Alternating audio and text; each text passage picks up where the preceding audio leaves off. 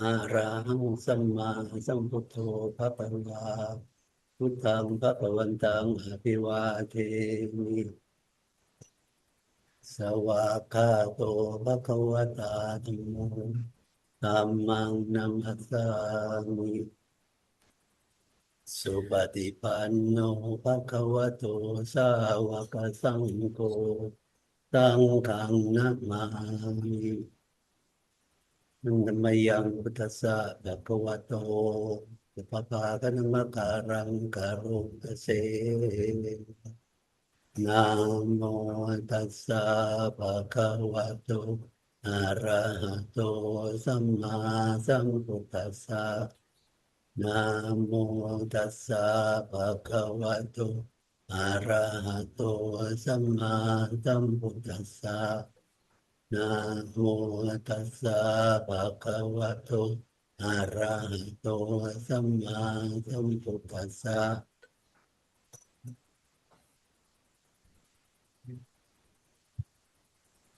Okay, whenever you are ready, Lauren, the floor is yours.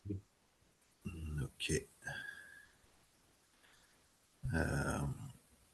Where can I share my documents? Do you see the button on the bottom in the middle, the green button? Share. At the bottom? Yes. Okay. Click on that. You can share the screen. Okay.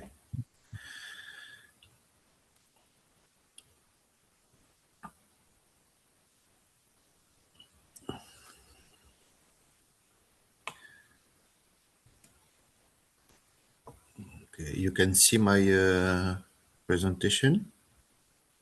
Not yet, Lauren. No? No, still seeing your face.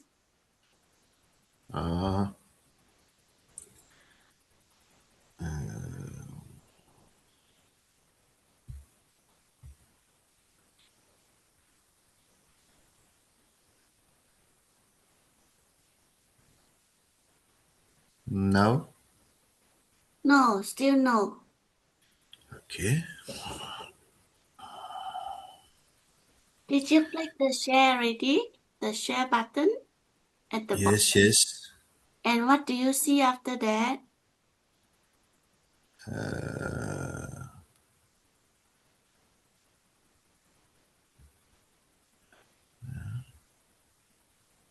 You should be seeing a small little message box at the top of your screen.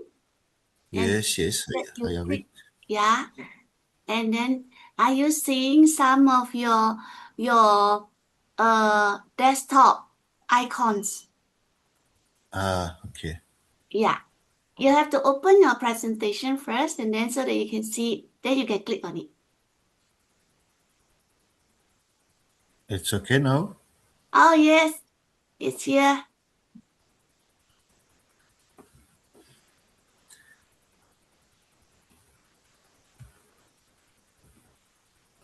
Okay. Nice. It's okay? Yes. Wonderful. Okay, good. So let's go. Magdama Buddhism Proverbs 3 from 188 to 201. Chapter 12 Makuwaga Death.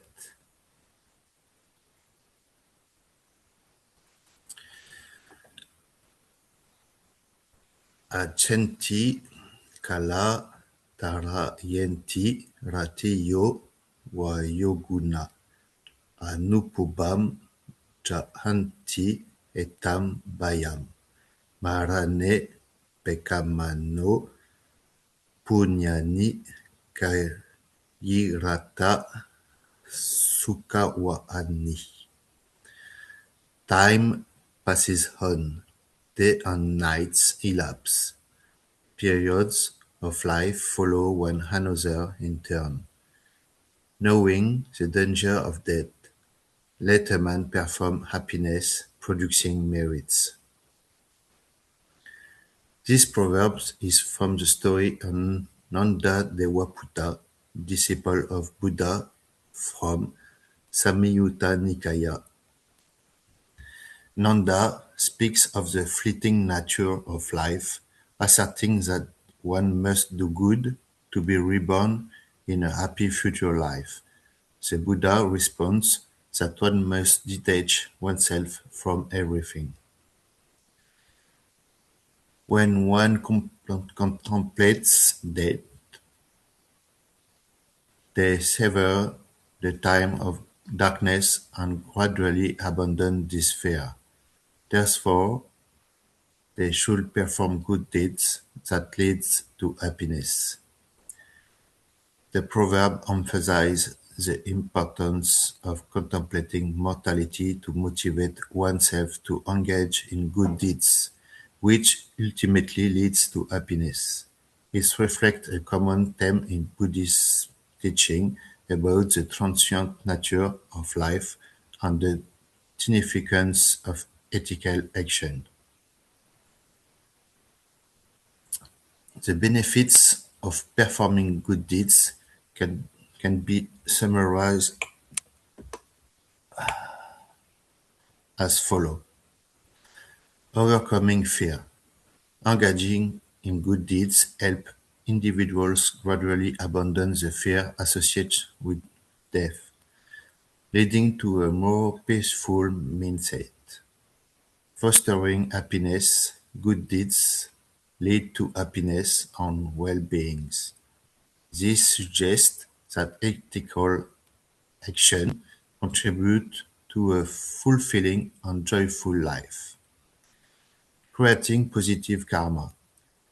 Performing good deeds generates positive karma, which can lead to favorable outcome in this life and beyond, aligning with the belief in the cycle of rebirth in Buddhist philosophy. Cultivating a meaningful life. Engaging in good action can provide a sense of purpose and fulfillment, enhancing one's overall quality of life. Promoting inner peace. By focusing on good deeds rather than fear of mortality, individuals can cultivate inner peace and contentment.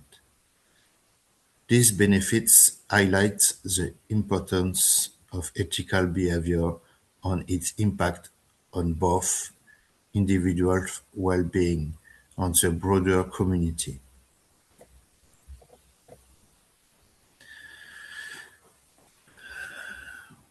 189. Palanamiwa pakanam pato patanato bayam ewam jatana. Machanam nicham maranato bayam. Just as a ripe fruit is endangered by its having to fall in the dawn of day, so the lives of beings are always endangered by death. This proverb is from the Sutta of the Arrow, where the Buddha teaching on impermanence, anicca, and the inevitability of death, marana. This verse reflects core Buddhist insights. While impermanence, once something is reaped, its decline it is inevitable. Birth itself is the condition for death. 2. Universality of death. No being that is born escapes death.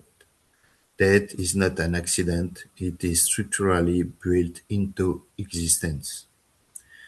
3. Urgency of practice. Like ripe fruit hanging from a branch, life may end at any moment. This reflection is meant not to cause despair, but heedfulness. This verse is traditionally used to reduce complacency.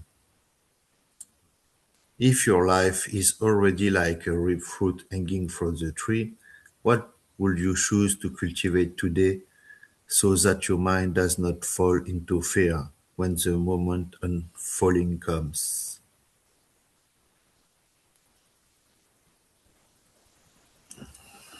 It's okay for now?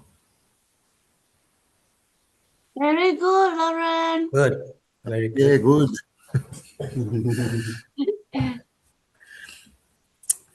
Proverb 190. Rupada Rupadatuparin nyaya rupesu asantita nirode ye vimuchanti te jana machuhayino.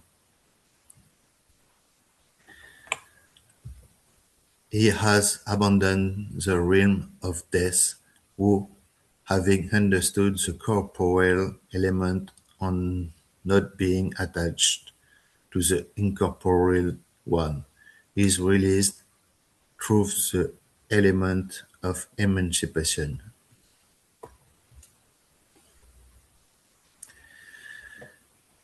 This passage is part of a short sutta where the Buddha says, these three existing elements, rupa, the form, materiality, arupa, formless, and nirodha, cessation, extinction. Those who have fully grasped the realm of form and are not attached to formless states. Those who are liberated in cessation, these have transcended death. This verse makes a very precise point about liberation. One transcended the form realm, even refined meditative absorption must be fully comprehended, not clung to. Two, not settling in the formless, the arupa jhana, infinite space, infinite consciousness, are not final liberation. Not established means not identification nor refuge taken there. 3. Liberation through cessation. True freedom comes through nirodha, the cessation of craving and becoming.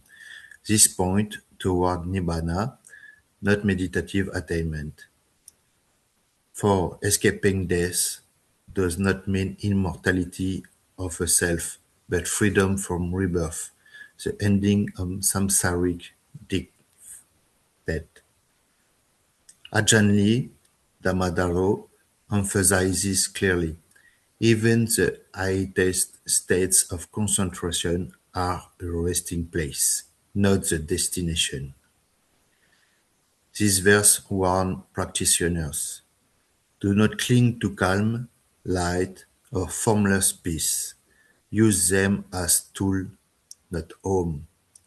In your meditation and daily life, are there refined states of peace or identity that you quietly take a refuge instead of allowing them to dissolve into cessation and release?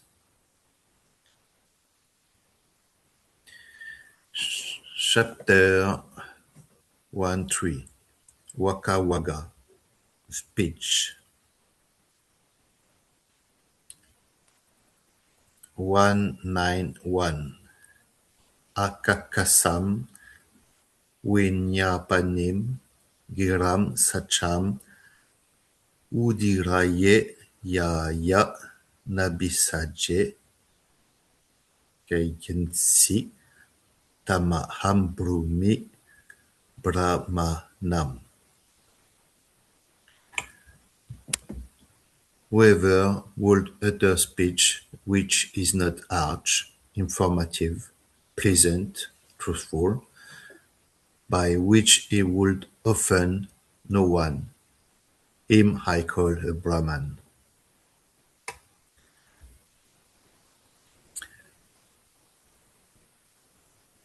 This verse is part of a series in which the Buddha redefined what it means to be a Brahman, not according to birth or caste, but according to moral and spiritual conduct. The Buddha states this in reference to the monk Pilindawacha Thera when he explains that the truly noble person is not the one who speaks arrogantly or harshly, but the one whose speech is truthful, instructive, gentle, and non-offensive. 1. The right speech. True, gentle, beneficial, clear, and non-harmful. Truth alone is not enough. The manner in which it is spoken matters. 2. In many verses of the Dhammapada, the Buddha redefines the term Brahmana, not one born into a caste, but one who has purified their body, speech, and mind. Speech becomes a reflection of liberation. 3. Before speaking, one should ask, it is true, it is gentle, it is understandable, does it avoid causing harm? If these four conditions are met, the speech itself becomes a practice of the Dhamma. When you speak the truth, even if it is difficult to hear, do you notice whether your mind is driven by compassion or by the subtle desire for self-assertion? And how might this intention alter the karmic weight of your words?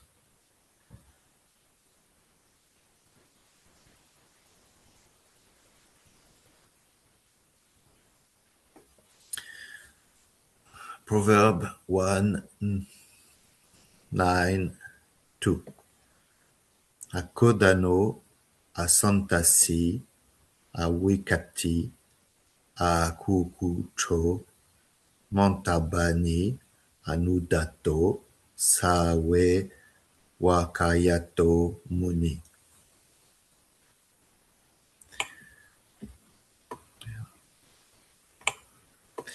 Beings not angry, nor frightened, nor boastful, nor agitated, and also being clever as to how and where to speak and not worried, he is a sage who has his words restrained.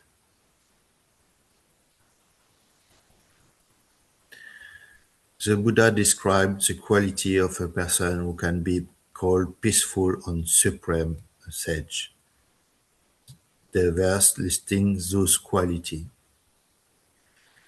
This verse shows that a sage is not defined by silence alone, but by inner restraint, speech that arises from clarity, not reactivity words guided by wisdom rather than impulse. Inner roots of right speech. Its quality remove a root of harmful speech, anger, harsh words, fear, distortion, conceit, boasting, remorse, agitation, restlessness, careless talk. When these fade, speech becomes naturally pure. Living Dhamma. Ajahn Lee often taught, watch the move being he stands the earth. Thus, restraint of speech reflects liberation of the mind. When words are about to arise, can you pause long enough to feel whether they come from anger, fear, or clarity? And what happens when you let clarity speak instead?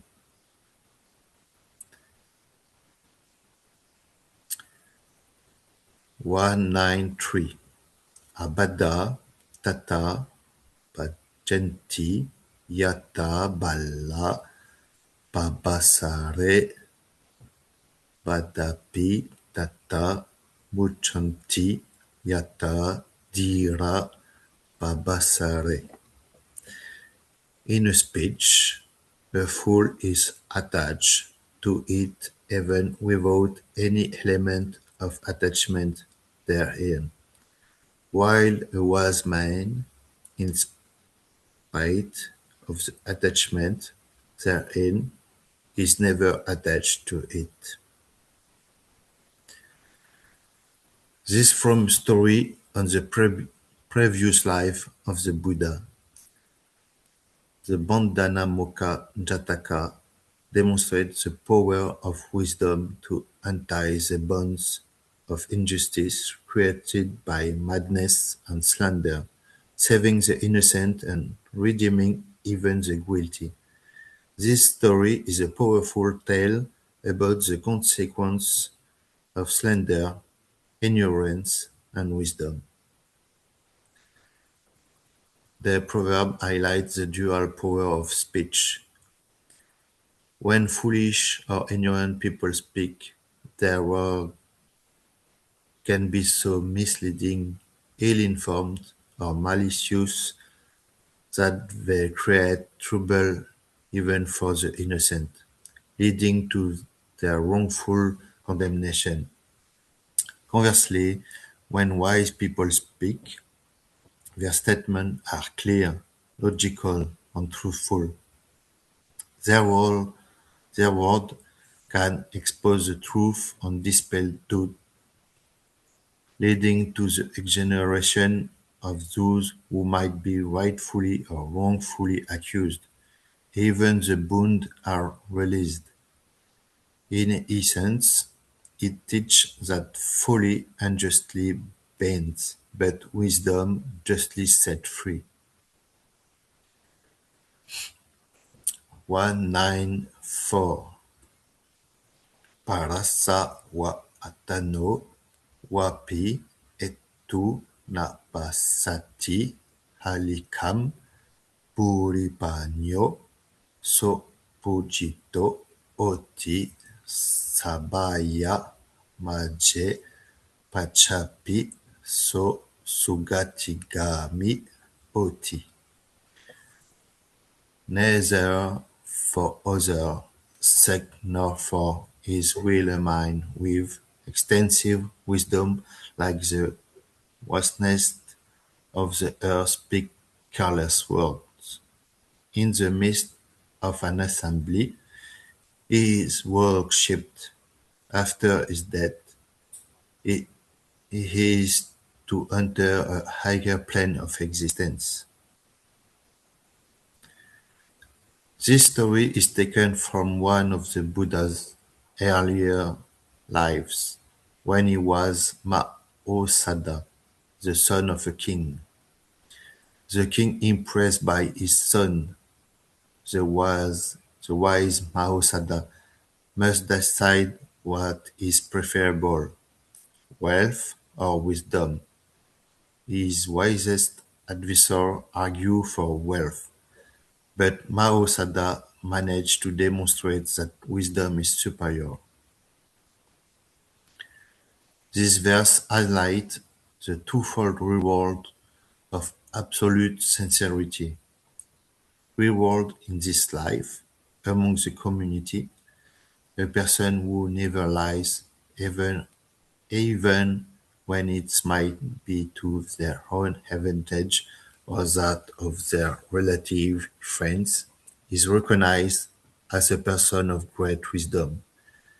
They inspire trust and are highly respected and honored by society. Reward the future life. Truthfulness is one of the pillars of Buddhist morality.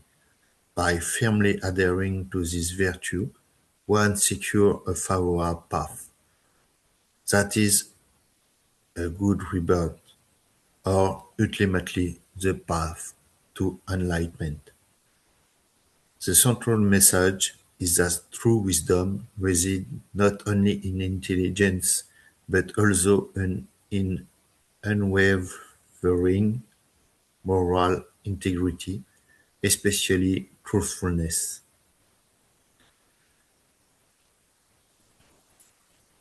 195.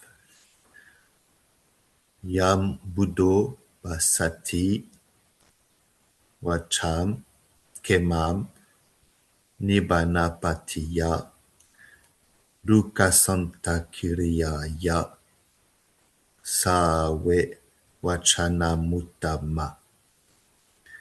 Of all, of all the words, the Buddhas are highest, which are conducive to security, for the attainment of Nibbana and for the practice leading to the end of suffering. These verses were recited by the Venerable Wangisa. This is a highly revered verse from the Dhammapada, stanza 195 in the chapter of the Buddha Vagga. It praises the nature of and supreme purpose of the Buddha's teaching. This verse encapsulates the essence and purpose of the Dhamma. The speaker, the word is spoken by the Buddha, guaranteeing its truth and efficacy. The benefit, his teaching is described as safe. In the Buddhist context, this means that it is the only path that truly leads out of the danger of the cycle of rebirth. The supreme goal, the immediate and essential objective of the discourse is the cessation of suffering, the heart of the Four Noble Truths, the final achievement. This teaching leads to the realization of Nibbana, the ultimate state of liberation, peace and purity from defilement. The message is clear. Only the discourse that leads to the cessation of suffering and the attainment of Nibbana is the highest and most beneficial of all speech. 196. Sacham we hamata wacha esa damo sanantano sache ate sadame sahahu santo patitita. The truthful word is immortal. That is an everlasting law. The virtues dwell in the truth, both in the implication and the law itself. These verses were recited by the Venerable Wangdisa. This is a very profound Pali stanza that underlines the eternal importance of truth, Sacha. This stanza is a solemn declaration on the supremacy of truth. In Buddhism, truth is immortal. Truth is not merely the absence of falsehood, but is the very words that leads to the non-mortal states, that is, Nibbana. It is a word of immortality. It is the eternal law. Truthfulness and the pursuit of truth are not new concepts, but the eternal law that exists. It is a universal and timeless principle. The sage, those who have attained inner peace, have, have based their life on practice on three pillars: truthfulness, honesty, and the Four Noble Truths. The goal: understanding the profound meaning of existence and the objective of spiritual practice. The Dhamma, the doctrine, the precept, and the Eightfold Path. The message is that the path to liberation is inseparable from absolute integrity, which is the foundation upon which rests the wisdom of those who have transcended suffering. It's always good for you. Wonderful. Enjoying it. Yes. Thank you. Okay, Very good. chapter 1:4. Viriyawaga, the effort. 197. Kosacham payato disawa viriya rampancha kemato aradaviriya ota esa buddhanusasani. Having seen the danger of laziness and the security of exertion, you should put forth your energy. This is the Buddha's instruction. This is a very inspiring stanza from the Dhammapada, chapter 398. It's a fundamental exhortation to practice, often addressed to monks and serious practitioners. This verse cut directly to the heart of the path. Sloth, complacency is not neutral, is it? It is dangerous because it allows defilement to grow. Viriya, the right effort, is not merely discipline, it is safety leading toward liberation. The Buddha does not ask The Buddha does not ask for harsh striving, but steady, well-directed energy, aligned with wisdom. Ajahn Chah often echoed these spirits. Effort is not forcing, it is not abandoning. In your own practice right now, where does sloth subtly disguise itself as comfort or patience, and how might you gently but firmly arouse viriya without strain? 198. Tumhe hi kicham hatapam akataro tathagata patipana pamukanti chayino marabandhana. You must show energy. The Tathagata are only teacher. Those who have entered on the path meditative will be released from Mara's fetter. This is a famous and fundamental verse from the Dhammapada, chapter 276. It clearly distinguishes the role of the teacher, the Buddha, and the necessity of personal effort for liberation. This verse is an affirmation that personal effort, diligence, and meditation are the only means of gaining spiritual freedom. The Buddha is merely pointing in the direction. This verse makes a sharp distinction. The Buddha points out the way the work must be done by the practitioner.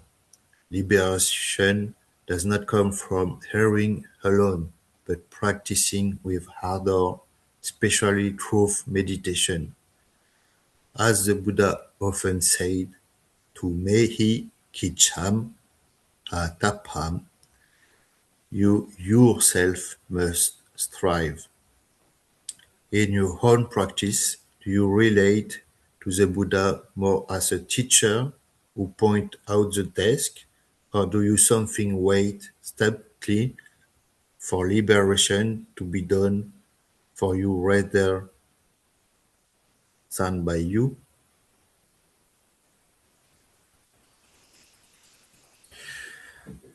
Proverb 199. Nidam tantim vijim hitam aratim batasamadam viriyena nam panametawa ariyamago visujjati.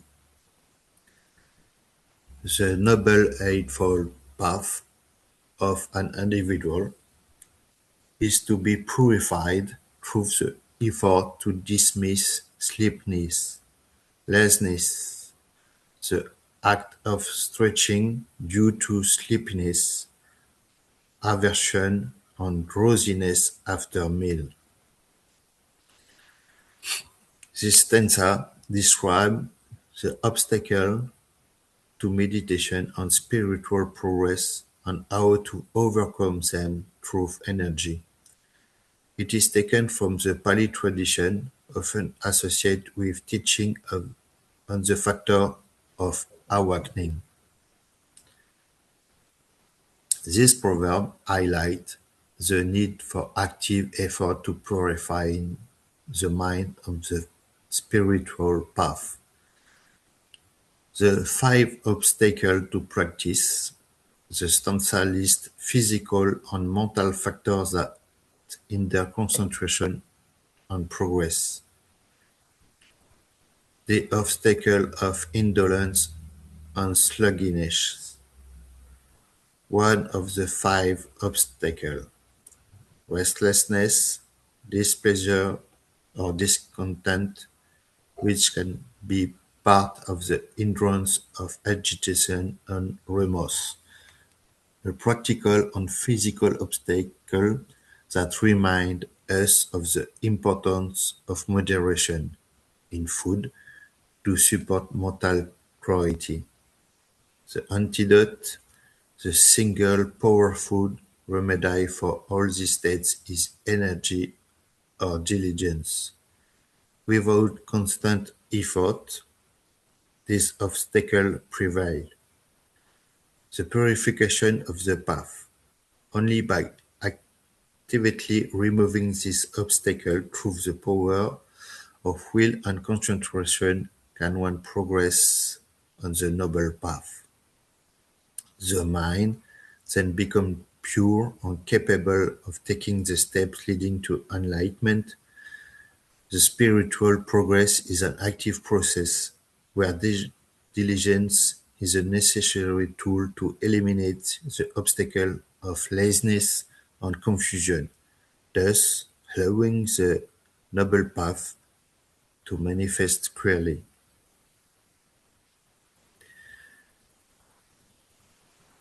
Proverb 200. Yocha wasasatam jiwe kusito inawiriyo ekaham chiwitam seyo wiriyam arabato dalam. And if anyone were to live for 100 years, lazy and lacking in energy, living for one day would be better for him strenuously putting forth energy. This is a powerful verse that extols the value of a short life lived with diligent effort compared to a long life lived in laziness. This verse affirms that the value of a life is not measured by its length, but by the quality of righteous effort, viriya. A single day lived with upright energy, directed toward enlightenment, surpasses a long life lived in negligence. Ajahn Chah said, "It is not the number of years that matters, but whether the mind has truly looked." If you look at your own practice today, what would make it better than a long life of negligence? A small act of firm effort or a grand project postponed? Two and last proverb. Sabada sila sampano panyawa susama ito arada wiriyo paitato ogam tarati dutaram. One who is always endowed with morality, wisdom, concentration, exertion and resolution will be able to cross the ocean, which is very difficult to traverse. This is a very profound Pali verse of the Buddha, which describes the essential quality required to go through the cycle of suffering, the samsara, and attain liberation. This stanza is a concise list of the quality of an arahant or an advanced practitioner who has mastered the path. The three pillars of Buddhist practice: perfection of morality, sila; perfection of concentration, samadhi; possession of wisdom, panya; constant energy, viriya, essential for maintaining practice; determination of mind, indicating that the person has firmly directed their mind toward liberation.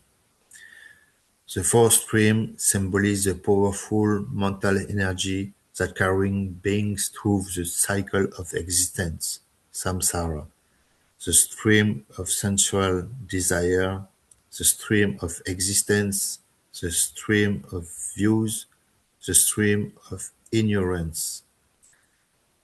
The flood is difficult to cross.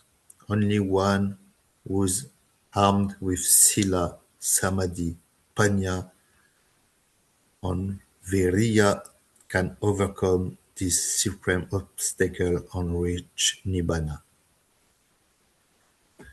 Thank you for your patience and understanding. I have a wonderful day. Satu, satu, satu. Wow, very good job. Yeah, All right. Thank you.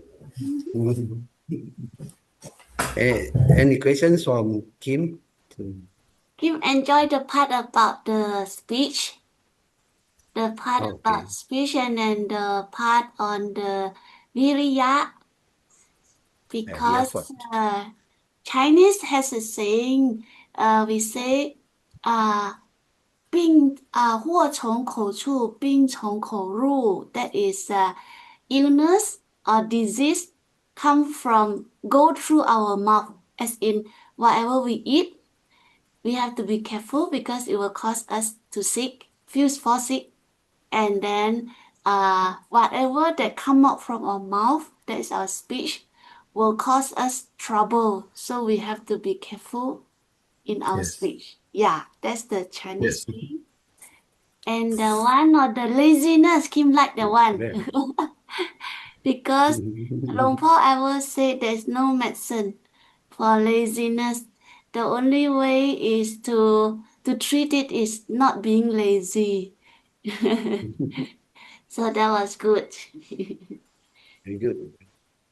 What about you, Lauren? You speak about three things today, like three chapters. One is about death. The second one is about speech, and the last Yes. one is about the effort. Right? Which one is your? You have any like impression on which one? What is your favorite? Uh, for me, the effort is the supreme one, but the speech is very important in life. Right. Since I was ordained, I I always be careful of my speech for not have hard speech, for not have bad words in my mouth, and that helped me because I work with young people.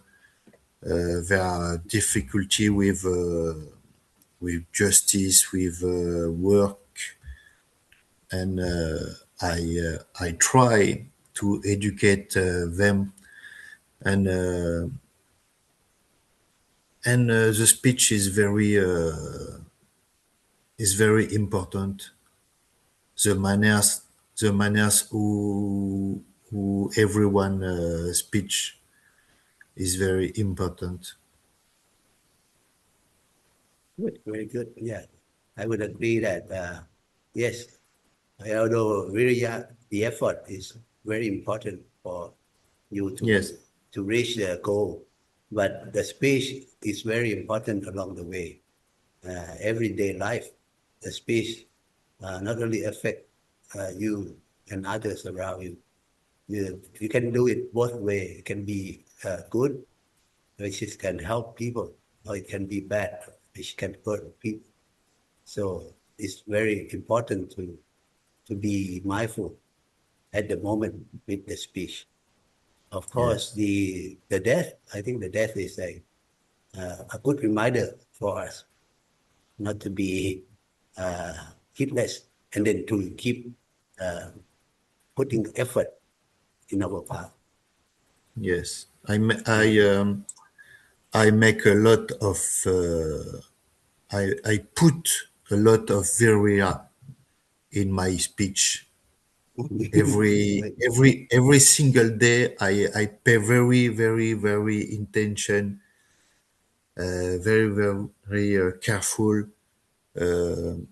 to not have bad words of or hard speech because that's not a good way. That's not a good demonstration for the younger people, and Viria help every day, every moment. Before speech, I ask to me it is good manners to speak to them. Very good. Very good. We just got Lucky Leo joining us. Lucky Leo, Hello, how are you? Uncle Leo. Hello. Yes, just sorry for late. I just come back from Kanchanaburi to Hyderabad.ครับ That's โอเค uh, uh, there was a big arms offering ceremony today, and 10,000 monks in Oh, Kanchanaburi. It's about 2 hours from our main temple. So Lucky Leo สาธุ just got back. Tatu. ครับ So I think so far we have almost covered everyone except for uh, I think Edward has postponed his. So maybe next week I'll try to contact him and see if he can present. I think he's ready from that day, but something came up. Okay. So, and then I think Heiko might not be able to make it. So I try to cover. I see. And yeah, next week I'll be traveling to Indonesia to help with the novice ordination program. Wow, And then nice, I Lucky. will connect from there. Hopefully the signal, the internet signal is available for me then. But yeah, we'll see. But I will contact Edward to see if he's ready for next week presentation. Okay. Satu, All Lucky. right. Wish Lucky a safe trip. Thank you. Okay. Thank you all for joining, and thank you very much, Lauren, for your very nice presentation. And then Thank I you. think we can maybe end our class earlier today. Okay. Let's pay homage to the Triple Gem together. อะระหังสัมมาสัมพุทโธภะคะวาพุทธังภะคะวันตังอภิวาเทมิพุทโธเมนาโถพระพุทธอิสระสวากขาโตภะคะวะตาธัมโมธัมมังนัมมัสสามิธัมโมเมนาโถพระธรรมอิสระสุปฏิปันโนภะคะวะโตสาวกสังโฆสังฆังนะมามิสังโฆเมนาโถสังฆะ is our refuge. To everyone. Okay, see you next week. Satu, satu, Satu, satu. Lucky. Namaskar, Kak. Thank you, Lauren. Thank See you, you. Lauren. Satu. See you. Good weekend. Same to you. Bye. Merry Christmas. Yes. Merry Christmas to you too.